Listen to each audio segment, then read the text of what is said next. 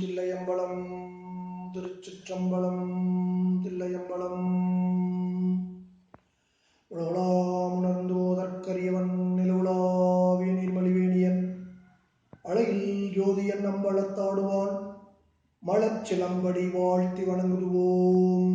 திருச்சிற்றம்பலம். அடியார் பெருமக்கள் அனைவருக்கும் இனிய வணக்கம். எல்லாம் வல்ல இறைவனின் திருவருளாலும் குரு அருளாலும் நாம் நம்முடைய அடியார் பெருமக்களின் தொடர் சொற்பொழிவை தொடர்ந்து நடத்தி வருகிறோம்.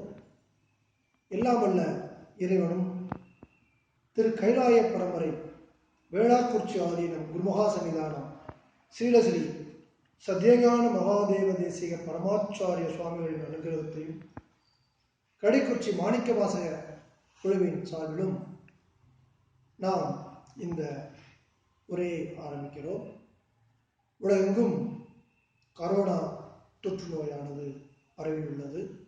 எல்லாம் வல்ல இறைவனின் திருவருளால் அந்த நோயானது இந்த உலகை விட்டு நீங்கி அனைத்து மக்களும் அனைத்து உயிர்களும் அனைத்து செல்வங்களையும் பெற்று ஆரோக்கியமாக பல்லாண்டு காலம் வாழ எல்லாம் வல்ல இறைவனை பிரார்த்திக்கிறோம். நம்முடைய குருமகா சன்னிதானம் தெரிவித்துள்ளபடி ஐந்தெழுத்து பாடல்களையும் ஐந்தெழுத்து மந்திர பாடல்களையும் பஞ்சாட்சர பாடல்களையும் பாடி அடியார் பெருமக்கள் அனைவரும் இவ்வுலகில் உள்ள அனைத்து நலன்களையும் பெற அன்புடன் கேட்டுக்கொள்கிறோம். இன்று நாம் திருநீலகண்ட நாயனார் பற்றி பார்க்க இருக்கிறோம். எல்லாம் வல்ல இறைவனின் திருவருளால் சுந்தரமூர்த்தி நாயனார் திருத்தொண்ட தொகை பாடி அமைகிறார். திருவாரூரில் தில்லைவாழ் அந்தனர்தம் அடியார்க்கும் அடியே திருநீலகண்டத்து குயவனாருக்கடியேன் என்று அவர் கூறுகிறார். தில்லைவாழ் அந்தனர்தம் அடியார்க்கும் அடியேன் என்று கூறுவதில் அது தொகையடியார்கள். தில்லையில் வசிக்கக்கூடிய அத்தனை அந்தணர்களுக்கும் அடியவராக இருக்கிறேன் என்று அவர் கூறுகிறார். அதனை எடுத்து வரக்கூடிய முதல் நாயனார் நம்முடைய திருநீலகண்ட நாயனார். இவர் குயவர் குலத்தில் பிறந்தவர். திருநீலகண்ட நாயனார் குயவர் குலத்தில் பிறந்தவர். அவர் தன்னுடைய தொழிலாக மட்பாண்டத்தை செய்யக்கூடிய தொழிலை அவர் செய்து வருகிறார். மட்பாண்டத்தில் திருவோடு முதலிய செய்து அடியார் பெருமக்களுக்கு கொடுத்து எல்லாம் வல்ல இறைவனின் நாமத்தை எப்பொழுதும் உச்சரித்துக் கொண்டே அவர் வசித்து வருகிறார். இறைவனின் திருவடியை நினைத்து வணங்குவர் நம்முடைய திருநீலகண்ட நாயனார். அவர் பொருளீட்டுவதற்காக மட்பாண்டங்கள் செய்து வருகிறார். மேலும் சிவன் அடியார்களுக்கு திருவோட்டினை செய்து அவர்களுக்கு வழங்கி வந்தார். ஆனால் திருநீலகண்ட நாயனாருக்கு ஒரு சிறிய ஒரு குறை இருந்தது. அவர் சிற்றின்பத்தில் அதிகமாக ஈடுபடக்கூடியவர். சிவனடியாரிடம் எவ்வளவு பக்தி இருக்கிறதோ, பேரின்பத்தில் எவ்வளவு ஆசை இருக்கிறதோ, அதே அளவிற்கு அவருக்கு சிற்றின்பத்திலும் அவர் எளிவனாக அவர் காட்சியளித்தார். ராவணன் நம்ம அனைவருக்குமே தெரியும், மிக சிறந்த சிவபக்தன். ஆனால் அவன் சீதா பிராட்டியை மனதினால் எண்ணிய உடனேயே அவனுடைய மனம் முழுவதும் சென்றுவிட்டது. இங்கு நாம் திருநீலகண்ட நாயனாரை சற்று பார்ப்போம். திருநீலகண்ட நாயனாரின் மனைவியானவர் கற்பிற் சிறந்தவர். அவர் எப்பொழுதுமே திருநீலகண்டம் திருநீலகண்டம் என்று சொல்லிக்கொண்டு வருபவர் நம்முடைய திருநீலகண்ட நாயனாரின் துணைவியார். ஒரு நாள் அவர் தன்னுடைய வீட்டில் விட்டு வெளியே சென்றுவிட்டு வரும் வழியில் தம்முடைய கணவர் திருநீலகண்டர் ஒரு பறத்தையுடன் இருப்பதை காண்கிறார். நெஞ்சம் பதறுகிறது, உள்ளம் துடிக்கிறது. அவர் அதை பார்த்தவுடன் அவருக்கு மிகவும் கோபம், வருத்தம், அழுகை அனைத்துமே வந்துவிட்டது. அங்கிருந்து அவர் அகன்று விடுகிறார். மறுநாள் திருநீலகண்ட நாயனார் தன்னுடைய மனைவியை தொட வரும் பொழுது அவர் தன்னுடைய கணவன் தன்னை தீண்டாமல் தள்ளிச் செல்கிறார். திருநீலகண்ட நாயனார் தன்னுடைய மனைவியை தொடுவதற்காக மிக அருகே செல்கிறார். அருகே சென்று தன்னுடைய மனைவியை தொடுவதற்காக தன்னுடைய கையை நீட்டுகிறார். அப்பொழுது அவருடைய மனைவியார் நாயனாரை நோக்கி, நீவி எம்மை தொடுவீரே, ஆனால் திருநீலகண்டத்தின் மீது ஆணை உம்மை தடுப்பதாக என்று கூறினார். திருநீலகண்டத்தின் மீது ஆணை, எம்மை நீ தொடுவீரானால் என்று கூறினார். திருநீலகண்டத்தின் மீது ஆணை உண்மை தடுப்பதாக என்று கூறியதால் திருநீலகண்ட நாயனார் அப்படியே நின்றுவிட்டார். தன்னுடைய மனைவியை தொடாமல் சற்று பின்னே செல்கிறார். திருநீலகண்ட நாயனார் யோசித்து பார்க்கிறார். தன்னுடைய மனைவி என்னை தொடாதே என்று கூறவில்லை, எம்மை தொடாதே என்றுதான் கூறியிருக்கிறார்.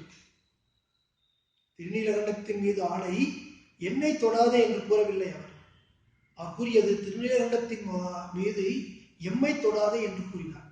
எம்மை தொடாதே என்று கூறினால் அவர் மனைவி பெண் குலத்தைச் சேர்ந்தவர். எனவே இனி வரும் நாட்களில் நான் எந்த பெண்ணையும் உள்ளத்தாலும் உடலாலும் தொடமாட்டேன். திருநீலகண்டத்தின் மீது ஆணை என்று என்னுடைய மனைவி ஆணையிட்டு இருப்பதால் நான் வரும் நாட்களில், இனி வரும் நாட்களில் எக்காரணத்தை கொண்டும் எந்த மாதையும் மனதாலோ அல்லது உடலாலோ நினைக்க மாட்டேன். எந்த மாது என்று கூறும்பொழுது அவருடைய மனைவியும் சேர்த்துதான். அன்றிலிருந்து நம்முடைய திருநீலகண்ட நாயனார் தன்னுடைய மனைவியை தொடாமல் ஊருக்கு அவர்கள் இருவரும் தம்பதி சமேதராக வாழ்வதைப் போல காட்டிக்கொண்டு அவர் வாழ்ந்து வருகிறார். நாட்கள் இவ்வாறு நகர்ந்து வருகின்றன. ஆனாலும் எல்லாம் உள்ள இறைவன் ஈசன் சிவபெருமான் நம்முடைய நாயனாரின் திறன் அனைவரும் தெரிந்து கொள்ள வேண்டும் அல்லவா? அவர் தன்னுடைய திருவிளையாடலை ஆரம்பிக்கிறார். ஒரு நாள் அவர் திருநீலகண்டரை அவருடைய திறனை உலகறிய செய்வதற்காக சிவயோகியராக வேடமணிந்து வருகிறார். சிவயோகியராக வேடமணிந்து சிவபெருமான் வருகிறார். அவர் கீழும் கோவணமும் அணிந்து கொண்டு மார்பில் பூணூலும் நெற்றியில் திருநீற்றையும் அணிந்து தன்னுடைய கையில் திருவோட்டையும் ஏந்திக் கொண்டு ஒரு அழகான சிவனடியாராக, பார்ப்பதற்கே மிக அழகான ஒரு சிவனடியாராக எல்லாம் உள்ள இறைவன் சாட்சாத் பரமேஸ்வரன் வருகிறார். இவரை நாயனார் பார்க்கிறார். நாயனார் சிவனடியாரை கண்டவுடன் இவர் புண்ணிய தொண்டரானே என எண்ணி சிவயோகியாரை எதிர்கொண்டு வரவேற்று சிவனடியாரை வணங்கினார். மேலும் அவரை தன்னுடைய இல்லத்திற்கு கூட்டிச் சென்று அனைத்து பூசைகளையும் அவருக்கு செய்து மகிழ்ந்தார். பின்னர் அவர் நாயனாரிடம் கேட்கிறார், எம்பெருமானே, நான் செய்யக்கூடிய பணிவிடை யாது? உங்களுக்கு நான் என்ன செய்ய வேண்டும்?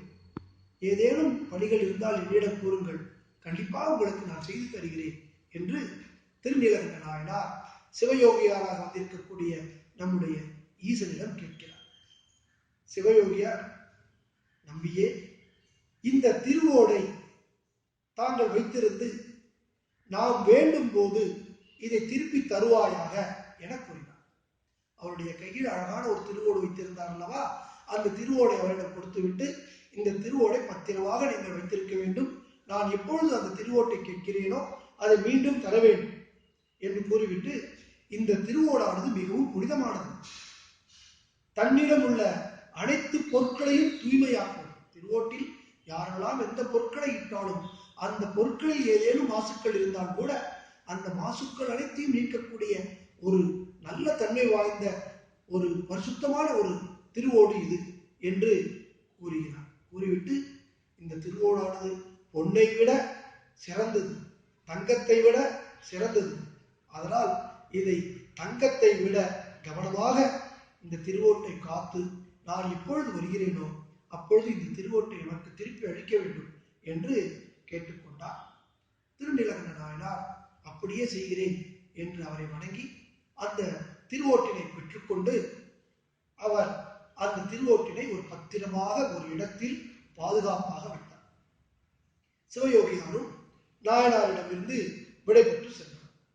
நாட்கள் சில கழிந்தன. குயவனாரின் திறமை வெளி உலகிற்கு செய்வதற்காக முன்போலவே மீண்டும் சிவயோகியாக சிவபெருமான் வருகிறார். நாயனார் சிவயோகியாருக்கு அமுதிட்டு வணங்கி மகிழ்கிறார். அதன் பின்னர் சிவயோகியார் நாயனாரிடம் கேட்கிறார், ஐயா, முன்னாளில் உன்னிடம் நான் தந்த அந்த ஒளியுடைய புனிதமான திருவோட்டை எனக்கு எடுத்து தருவாயாக என்று கூறுகிறார். நான் ஏற்கனவே வந்திருக்கும் பொழுது உங்களிடம் அந்த திருவோட்டை கொடுத்திருக்கிற அந்த திருவோட்டை அப்படியே எனக்கு எடுத்திருக்காங்க, ஏன்னா புனிதமான ஒரு திருவோடு என்று அதை நினைவூட்டி அதை கேட்கிறார். நாயனார் விரைந்து சென்று தான் எங்கு அந்த திருவோட்டை வைத்திருந்தாரோ, பாதுகாப்பாக வைத்திருந்தாரோ அந்த இடத்திற்கு செல்கிறார். எல்லாம் உள்ள ஈசன் அவர் செல்வதற்கு முன்னதாகவே அந்த திருவோட்டை நம்முடைய நாயனாருக்கு தெரியாதவாறு மறைத்து விட்டார். 5 தொழில்களில் ஒரு தொழில் அல்லவா அவருடைய தொழில் மறைத்தல் என்பது. இப்பொழுது திருவோட்டை அவர் அங்கு மறைத்து வைத்து விட்டார். எனவே நம்முடைய திருநீலகண்ட நாயனாருக்கு அந்த திருவோடு அங்கு இல்லாமல் போய்விட்டது. அங்கு இல்லாததால் வேறு எங்கேனும் வைத்திருப்போனோ என்று எண்ணி அவர் மற்ற இடங்களிலும் தேடி வருகிறார். ஒவ்வொரு இடமாக தேடுகிறார், எங்குமே இல்லை. அங்கு வந்து பணிபுரியக்கூடியவர்களும் கேட்கிறார், இந்த திருவோடை பார்த்தீர்களா என்று. அவர்களுக்கும் அது பற்றி தெரியவில்லை. எனவே என்ன செய்வது என்று தெரியாமல் அவர் வீட்டிற்குள்ளேயே திருநீலகண்ட நாயனார் திகைத்து போய் நிற்கிறார். சிவயோகியார் நாயனார் வீட்டிலிருந்து வெளியே வராததை கண்டு இல்லத்தினுள் நுழைந்தார். அவர் நாயனாரிடம், விரைவாக வந்து உன்னுடைய தாமதத்திற்கு என்ன காரணம்? வேகமாக வந்து என்று கொடுக்க வேண்டியதானே, காலதாமதம் பண்ணிட்டு வீட்டுக்குள்ளே இருக்கிறேன் என்று கேட்கிறார். உடனடியாக நம்முடைய நாயனார், ஐயா, நான் திருவோட்டினை வைத்த இடத்தில் அதை காணவில்லை. திருவோடு இப்பொழுது எங்கேயோ மறைந்து விட்டது, காணவில்லை. இருப்பினும் உமக்கு அதை விட நல்லதொரு புதிய திருவோட்டை தருகிறேன் என்று கூறுகிறார்.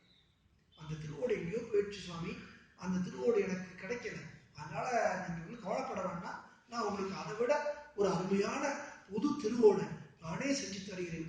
ஏன்னா அவர் ஒரு குயவனார், பட்பாண்டத்திலே செய்து கொடுவர், அவரை திருவோடை விற்கக்கூடியவர், திருவோடை சிவனடியாருக்கு கொடுக்கக்கூடியவர்.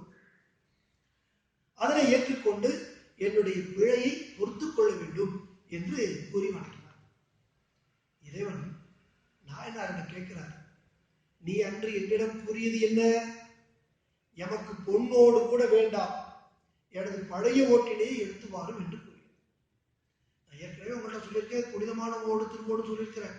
அதனால எனக்கு நீ செய்யக்கூடிய புது திருவோடு வேண்டாம், அது பொன்னினால் செய்யப்பட்ட திருவோடாக இருந்தாலும் எனக்கு வேண்டாம், எனக்கு என்னுடைய பழைய திருவோடே வேண்டும் என்று அவர் கேட்கிறார். நாயனார் கூறுகிறார், ஐயா, நான் வீடு எல்லா இடங்களிலும் தேடிவிட்டேன், இங்கு இருக்கக்கூடிய அனைத்து பணியாளரிடம் கேட்டுவிட்டேன், அவங்களும் காணவில்லை என்று கூறிவிட்டார். எனவே நான் வேறொரு ஓட்டினை தருகிறேன், தயவு செய்து அதை நீங்கள் பெற்றுக்கொள்ள வேண்டும் என்று அவர் கூறுகிறார். இறைவன் அதற்கு, உன்னிடம் அடைக்கலமாக வைத்த அந்த ஓட்டை நீ திருடி விட்டாய். நான் பத்திரமா உனக்கு கொடுத்தேன், நீ என்ன பண்ணிட்டே போ, அதை திருடிட்டு வஞ்சகம் செய்கிறாய், என்னை ஏமாற்றுகிறாய், நீ அது தொலைந்து விட்டது என்று நாடகம் ஆடுகிறாய்.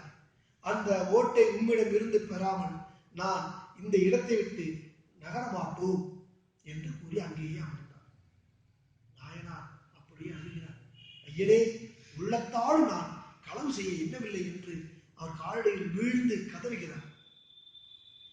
சிவனடியாராக வந்துள்ள சிவயோகியார் நம்முடைய ஈசன் நாயனாரை பார்த்து, அப்படி என்றால் நீ சொல்வது உண்மையாக இருந்தால் உன் ஆசைக்குரிய மகனை கைப்பிடித்துக் கொண்டு நமது ஊரில் இருக்கக்கூடிய அந்த குளத்தில் மூழ்கி நீ அதை சொல்வாயாக, சத்தியம் செய்வாயாக என்று கேட்கிறார்.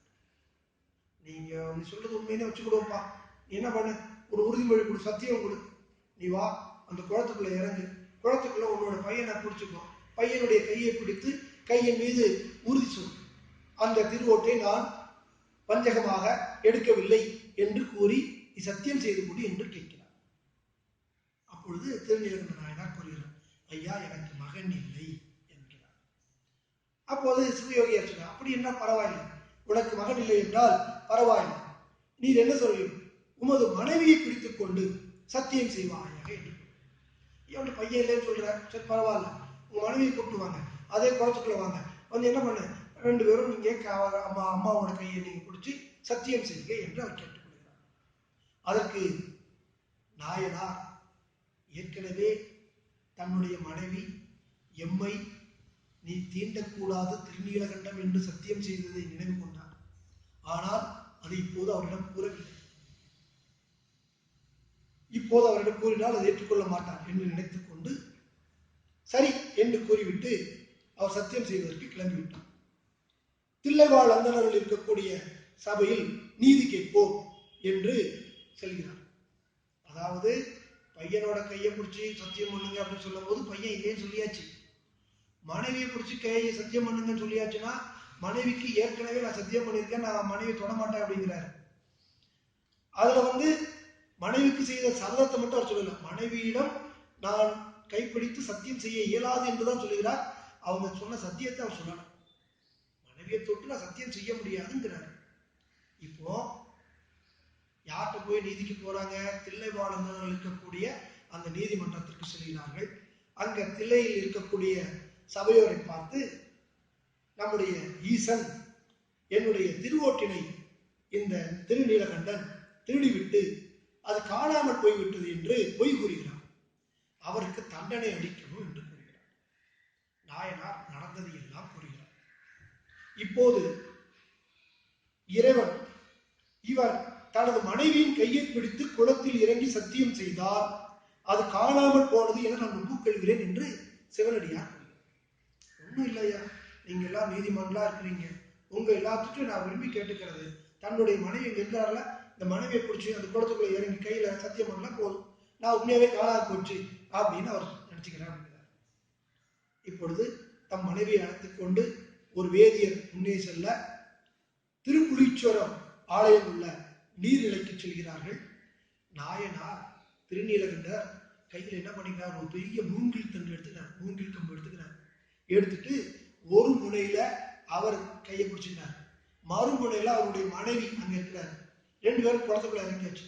இவர் இந்த மூங்கில்ல இந்த பக்கத்துல இருந்து நான் களவாடவில்லை என்று சத்தியம் செய்கிறார். அவருடைய மனைவி அந்த பக்கத்துல மூங்கிலுடைய மறுமுனையில இருந்து அதை வாங்கி கொள்வார். இதை பார்த்தவுடன் சிவனடியார், இது சத்தியம் இல்லை, இது வேதியர்கள் ஒத்துக்கொள்ள முடியாது, மனைவியின் கையை பிடித்து மூழ்கி நீ சத்தியம் செய்து தர வேண்டும். மனைவி கையை பிடிக்காம நீங்க கம்ப தொட்டுக்கிடுவீங்க, அவங்க கம்ப தொட்டுட்டாங்கன்னா அது எப்படி அது சத்தியமாக முடியும்? அதனால இந்த சத்தியத்தை நான் ஏற்றுக்கொள்ள முடியாது, நீ மனைவியினுடைய கையை பிடித்து நீ சத்தியம் செய்து கொடுக்க வேண்டும் என்று அவர் கேட்கிறார். கேட்கும் பொழுது நாயனார் தாம் மனைவியை தீண்ட இயலாமல் இருக்கக்கூடிய செய்தியை தாம் மட்டும் அந்த செய்தியை கூறி தாம் மட்டும் அந்த குளத்தில் மூழ்கிறார். ஐயா, இதற்கு முன்னதாக ஒரு நாள் இந்த மாதிரி நடக்கும் போது என்னுடைய மனைவி எம்மை தீண்டாமல் இருப்பாயாக திருநீலகண்டம் என்று சத்தியம் செய்து விட்டாள், எனவே நான் என்னுடைய மனைவியை நான் இப்பொழுது தீண்ட இயலாத நிலையில் இருக்கிறேன். எப்படி இது அவருக்கும் அவருடைய மனைவிக்கு மட்டும் அந்த தெரிஞ்ச அந்த ரகசியம் உலகமெல்லாம் இப்போ தெரிஞ்சிருச்சு. இவர் தன்னுடைய மனைவியுடன் தாம்பத்திய வாழ்க்கையில் வாழவில்லை என்று உலகமெல்லாம் இப்பொழுது தெரிந்தது. அவ்வாறு கூறிவிட்டு அப்போது அவர் மனைவியை கூட கையை பிடிக்கல, என்ன பண்றாரு, தன்னுடைய கையின் மேலேயே மற்றொரு கையை வைத்து சத்தியம் செய்து அந்த நீரினுள் அவர் மூழ்குகிறார். அவர் அவ்வாறு சத்தியம் செய்தவுடன் நம்முடைய திருநீலகண்ட நாயனாருக்கும் அவருடைய மனைவியாருக்கும் இளமை திரும்பியது. எல்லாம் அல்ல இறைவன் உமையாளுடன் பூத கணங்களுடனும் காட்சியளிக்கிறார். தேவர்கள் அனைவரும் உமாறி பொழிகிறார். இறைவன் ரிஷப வாகனத்தில் காட்சியளிக்கிறார். ஐம்புலன்களை அடக்கி சிறப்பாக வாழ்பவர்களே நீவீர். எப்பொழுதும் இளமையாக எம்மிடத்தில் இருப்பீராக என்று கூறி அவர்கள் இருவரையும் தன்னுடைய பாத கமலத்திலே சேர்த்து வைத்துக் கொண்டார். இவ்வாறு திருநீலகண்ட நாயனார் தம்முடைய இளமையையே துறந்தார் என்பது இந்த நாயனாரின் மூலமாக நமக்கு தெரிய வருகிறது என்ற அளவில் கூறி இந்த உரையை நாம் நிறைவு செய்கிறோம். திருச்சிற்றம்பலம். ஹர நம பார்வதீவதையே. ஹர ஹர மகாதேவா. திருச்சிற்றம்பலம். வான்மிகள் வளாது வைக மலிவலம் சுரக்க மன்னன் கோன்முறை அரசு செய்க குறைவிலாது உயிர்கள் வாழ்க. நான் மறை அறங்கள் ஓங்குக நற்றவம் வேண்டு வல்க. மேன்மிகுள் செய்வ நீதி விளங்குக உலகமெல்லாம். மேன்மிகுள் செய்வ நீதி விளங்குக உலகமெல்லாம். திருச்சிற்றம்பலம்.